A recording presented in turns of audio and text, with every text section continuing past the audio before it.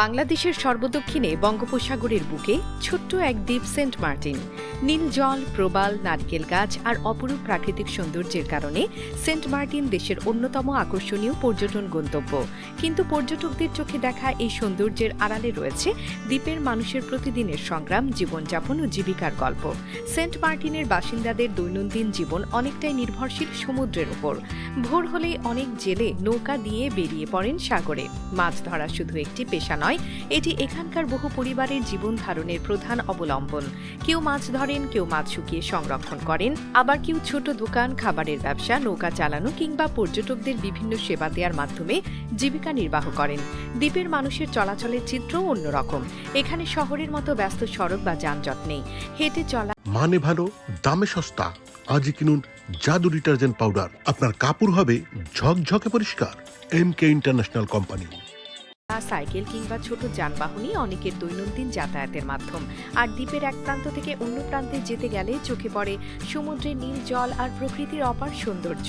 তবে সেন্ট মার্টিনের অর্থনীতিতে পর্যটনের ভূমিকা অত্যন্ত গুরুত্বপূর্ণ। পর্যটন মৌসুমে দেশের বিভিন্ন প্রান্ত থেকে হাজারো মানুষ ছুটে আসেন এই দ্বীপে। পর্যটকদের জন্য গড়ে উঠেছে হোটেল, রেস্তোরাঁ, ছোট বড় দোকান এবং বিভিন্ন ধরনের পর্যটন সেবা। এতে স্থানীয় অনেক মানুষের কর্মসংস্থানের সুযোগ তৈরি হয়। কেউ পর্যটকদের জন্য খাবার তৈরি করেন, কেউ নৌকায় ঘোরান, কেউ বিক্রি করেন সামুদ্রিক মাছ, নারিকেল কিংবা স্থানীয় পণ্য। অর্থাৎ পর্যটন শুধু ভ্রমণ পিপাসু মানুষের আনন্দের বিষয় নয়, এটি দ্বীপের অনেক পরিবারের জীবিকার সঙ্গেও জড়িয়ে আছে। কিন্তু এই সৌন্দর্যের সঙ্গে রয়েছে কিছু চ্যালেঞ্জও। সমুদ্রের উপর নির্ভরশীল হওয়ায় আবহাওয়া খারাপ হলে জেলেদের জীবন কঠিন হয়ে পড়ে। পাশাপাশি দ্বীপের সীমিত জায়গা, পরিবেশের ভারসাম্য এবং পর্যটকদের ফেলে যাওয়া বর্জ্য প্রকৃতির জন্য বড় উদ্বেগের কারণ।